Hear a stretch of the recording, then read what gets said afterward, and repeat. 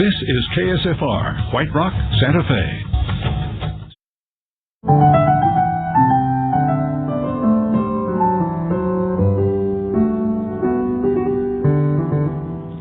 Welcome to Classical Sunday. I'm Peter Lloyd.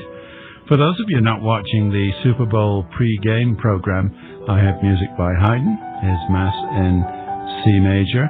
In the second hour, I'll have a conversation with and play music by the New Mexico composer Daniel Stephen Crafts.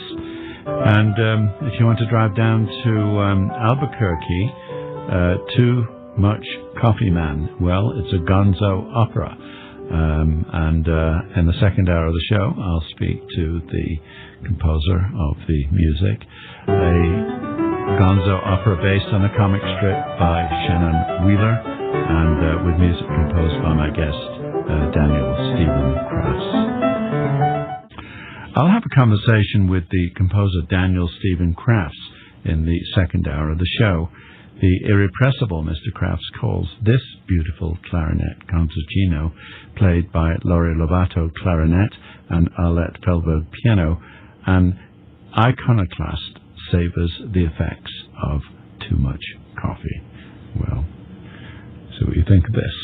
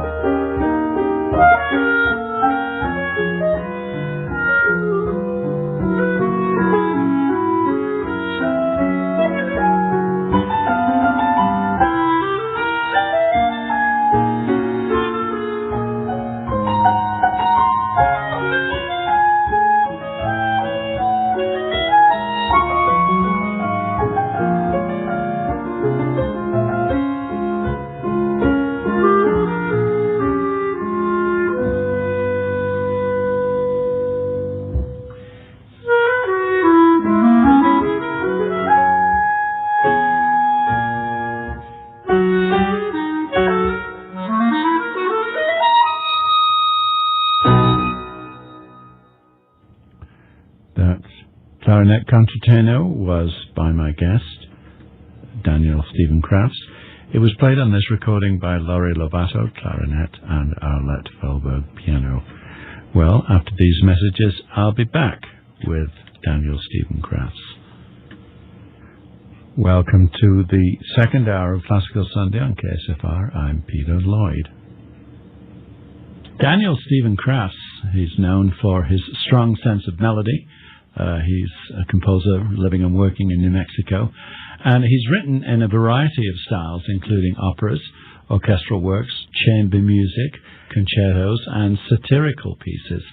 Well, I'm pleased to say that his piece, Too Much Coffee Man, is going to be revived. And welcome to the show, Daniel. And why don't you give us some details of this revival, where and when, and then we'll get into talking about it. Yes, hi Peter. Great to talk with you. It's nice to have you back on the show, Danny. Yeah, Too Much Coffee Man. Well, it's now in its 11th year. We've been running it places up and down the West Coast, and we even got it to a Broadway festival. Wow. About a year ago this time, last January. But it's now part of a series which we're calling Gonzo Opera. And Too Much Coffee Man is the first of three that we'll be doing this year. And it opens in the last weekend in February, Friday and Saturday, the 24th and 25th, and then a matinee on February 26th at the Cell Theater, downtown Albuquerque. Well, you talk about gonzo opera. I mean, there's a little bit of flippancy, but not really. This is a serious way of reconstituting opera so that, as you say, these productions don't end up costing millions of dollars and become a rarity. I mean, you're making this piece live by... Well, I'm sorry to say that our recorded... interview in the way that you do. Let's talk a bit about gonzo opera. Back, okay? Yes, hopefully that's the end of the problem. Let me give you a little bit of background about how Too Much Coffee Man came to be. Yeah. Shannon Wheeler is a wonderful cartoonist whose work even appears in the New Yorker these days. He's been doing Too Much Coffee Man for more than 20 years. And one night, I think about a dozen years ago, we were having dinner in San Francisco, and we thought, hey, it'd be fun to work together, but what would we do? He writes comic books, and I write serious classical music. So the idea of writing an opera on his comic characters came up, and we both thought it was a terrible idea. Dismissed it at that point. Then a couple of months later, Shannon has a dream that his characters are singing opera to him. I don't know if he'd even been to the opera, actually. But anyway, he got up and he wrote down some lyrics and sketched out a basic scenario and sent it to me, and it was absolutely hilarious. I loved it. I had no idea what we'd ever do with it. I really just set it to music just for fun, really. But now he lives up in Portland, and he got the Portland Center for the Performing Arts behind it, and they hired people from the Portland Opera who put it on, and it's this huge hit. To everybody's surprise, actually. Then, if you can believe it, he takes it down to Comic-Con in San Diego, you know, the gigantic comic festival, and we put it on there, and it's a huge hit there. And people kept telling us things like, hey, I thought I hated opera, but this is great. So I always tell people, whether you hate opera or love opera, you're going to have a great time. And I think a lot of it is, well, it has a libretto of kinds, and I mean, I think the difficult thing that you're pulling off, and perhaps what it explains just why it's getting such a popular response, is that it's a comedy and it's a satire. And that's difficult to pull off well. Well, you know, Peter, think about comic opera in the 20th century. Yeah. It doesn't exist. It doesn't, and it really doesn't. So basically, for me, it was reinventing the form anew, and it opened up just all kinds of possibilities for me as a composer. And I've had such great fun writing it, just imagining these things happening on stage. And so then I found there was a fellow there in Santa Fe, Thomas Woodward, who writes plays for the Benchwarmers Festival, which many people will know up there. It's an evening of 15-minute plays. And everybody loves it because, hey, if you don't like what you're saying, wait 10 minutes and the next you get the next one, yeah. And Toms were always the wildest and craziest of the bunch. So he was telling me about his latest, which this is several years ago now, about a Miss America beauty pageant on live TV that goes hopelessly wrong. And I thought, hey, this would be a great subject. So he was perfectly happy to take his play, which is, of course, just speech rhythms, just natural speech rhythms, and rewrite it as a libretto for me. So that was, then I thought, well, you know, I'm going to need a name for this.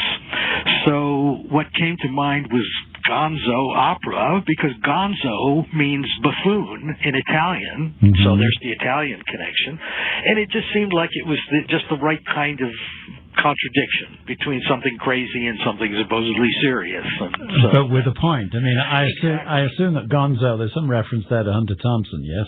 The late journalist, the Gonzo journalist. Sure, yes. That, but also, as I say, it's Italian for buffoon. Yes. So it's... Yes. It works really well. And, you know, I mean, comics, it combines the two things I love most, which is social satire and beautiful voices. And let's get to that, because, you know, one of the distinguishing marks of your music is that melody is important. And let's back into that. Let's talk about your academic training and how that sparked your independence. Well, I mean... Really, I mean, music, as you say, at least opera, as you say, was on a vibe, was on a road to extinction.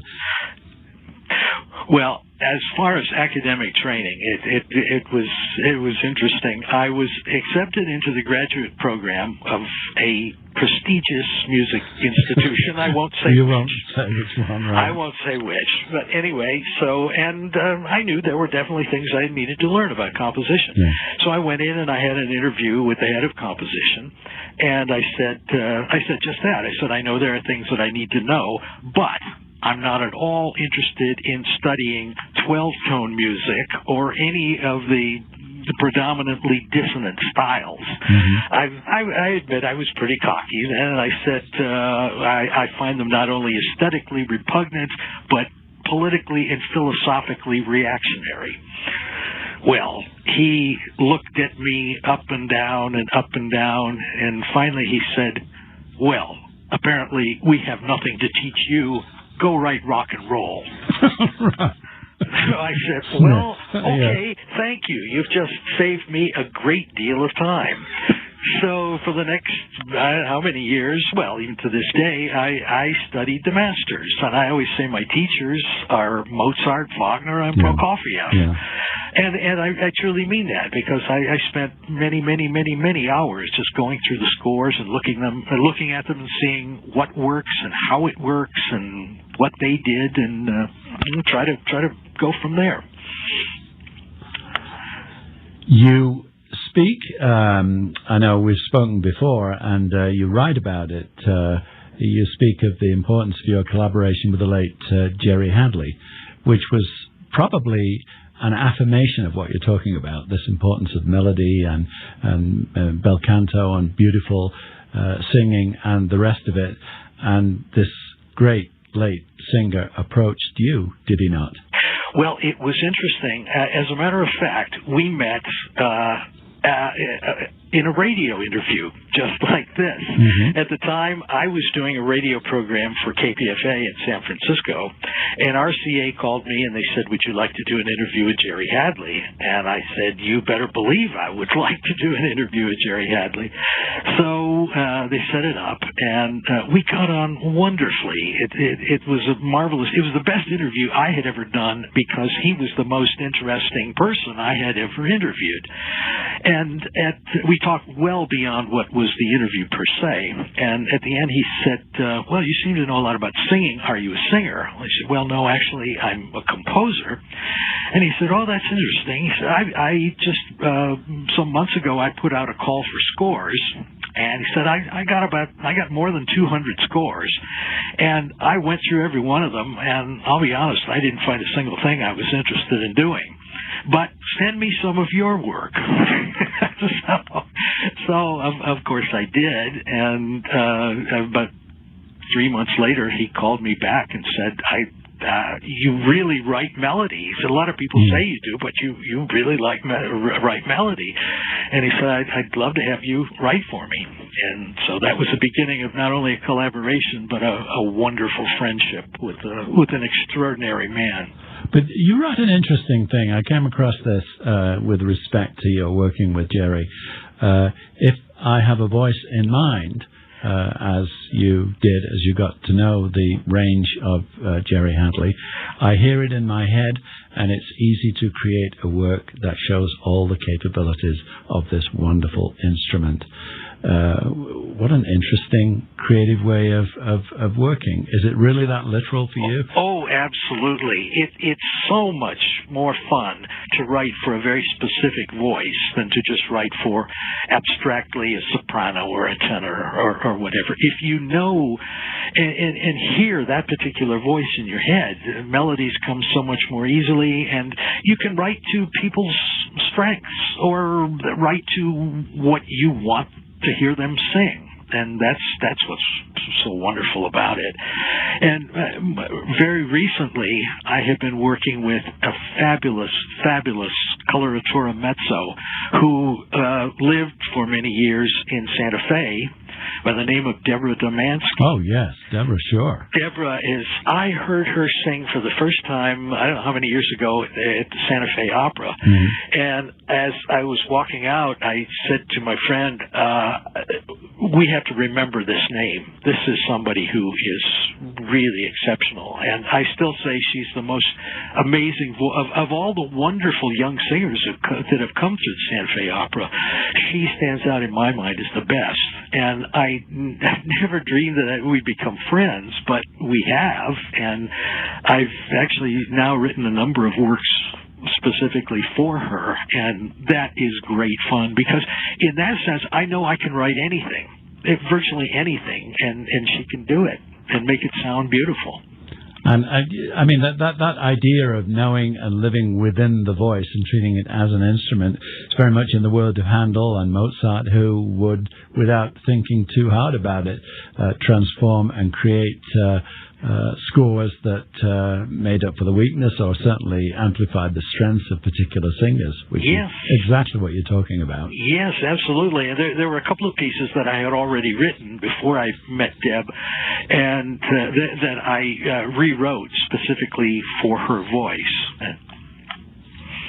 And if you're just joining the show, I'm talking to the, I think it's fair to say, New Mexico composer Daniel Stephen Crafts. And, what makes all of this very timely is that a revival of his gonzo opera, Too Much Coffee Man, is going to be performed at the end of the month, February the 24th through the 6th, Friday, Saturday, and Sunday, down at the Cell Theatre. That's 700 First Street Northwest in downtown Albuquerque. There's a number, if you're intrigued with this, 505-766-9412. Let's revisit how this comic strip libretto got into music. I'm intrigued by the informality, but apparently the way that this is cohered in a very successful way.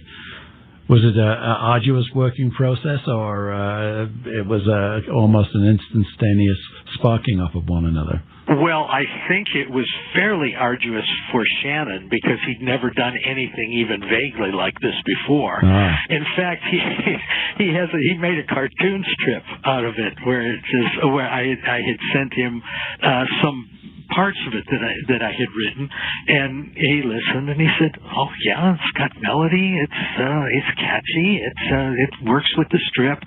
And then the character says, "And now I'm going to have to write an entire opera." So for me, it was very, very easy. I wrote it very quickly, and I was sorry when I finished it because it was so much fun. And so that's why I think I wanted to go on and write more in this style, this satiric comic style. So. All right. Well, so it is a libretto, which means that there is a story. I confess, until now, I've not seen the piece. So, and some of our listeners will be in the same boat. Give us a taste for how this thing unfolds. Oh, okay. Well, it is very much based on the comic strip, if you've ever seen any of the comic. And in fact, you can always go to tmcm.com. That's easy enough to remember. Too Much Coffee Man, tmcm.com, and find Shannon's comics. But basically, Too Much Coffee Man and his buddy Espresso Guy hang around the coffee shop all day, waxing prolific about life, love, the universe. And both are secretly in love with the barista. But essentially they're nerds, and neither one has guts enough to go up and actually say anything to her. So time goes on, and at one point on this particular day, Espresso Guy decides he's going to make a move on the barista, and he goes up and he starts to hit on her, essentially. Well, Too Much Coffee Man gets a look at this and says, "Wait a minute, I'm not going to have that happen." So he goes up and he sings this heartfelt serenade to the barista, and where he pours out his heart. And at the end of it, her reaction is, "I'm not paid enough to put up with this kind of crap." So then at the end, she comes out of her shell, and I won't give it all away because there's also some wonderful surprises, but she comes out of her shell and we find out what she's really all about. But then in the end, it returns that Too Much Coffee Man, his greatest love is coffee. And on that kind of light-hearted tone, well, that's an invitation that I think few could resist. So, Too Much Coffee Man, the end of the month. But let's end the conversation, on a different tone. I mean, there's depth and dimensions to your work, Daniel. And we talked earlier about your collaboration with Jerry Hadley. And out of this collaboration came one of your best known, I think it's fair to say, works, which is the song and the slogan. And after our conversation finishes, I intend to play this. Why don't you give us an introduction to this piece, how it came about and what you intended and how and why it worked, do you think? Well, after Jerry decided that he wanted me to write for him, we were talking about what would be the subject. And I was living in San Francisco at the time, and Jerry came through to sing with the San Francisco Opera, and we met, and he had a volume of poems by Carl Sandburg with him. And he told me that he grew up in the Illinois corn country, the same place that Sandburg did. And Sandburg was always kind of a hero of his.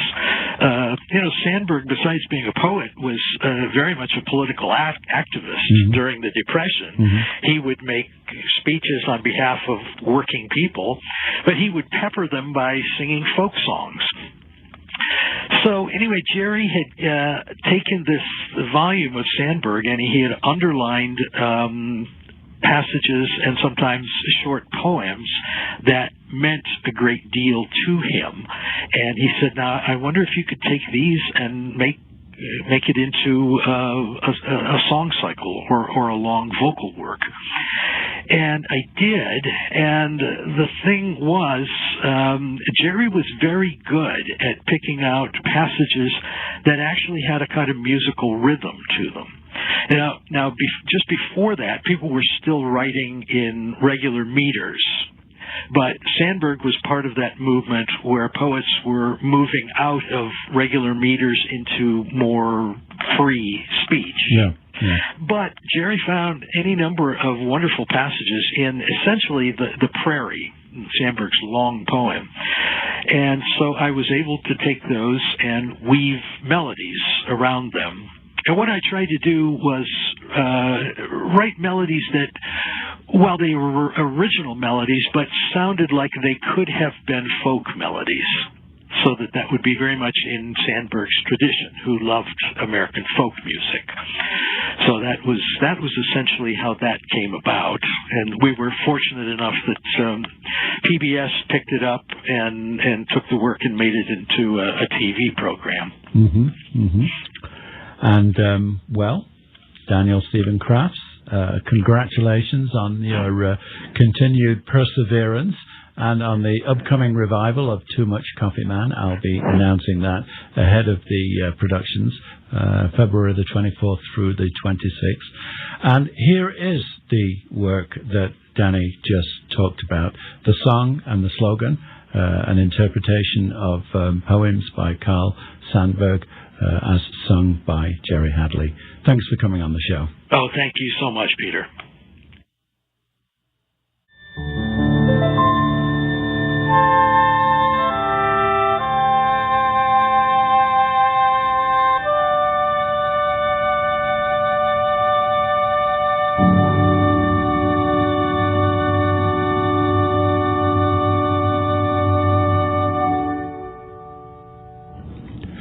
We've been listening to a piece composed by my guest, Daniel Stephen Crafts, the song and the slogan, setting of poems by Carl Sandburg. The performance featured Jerry Hadley, tenor, and the faculty ensemble of the School of Music, University of Illinois, Barbara Hedlund, cello, and Eric Dalheim, piano. The conductor was Paul Vermeil. After these messages, I'll be back with music by Alberto Ginastera.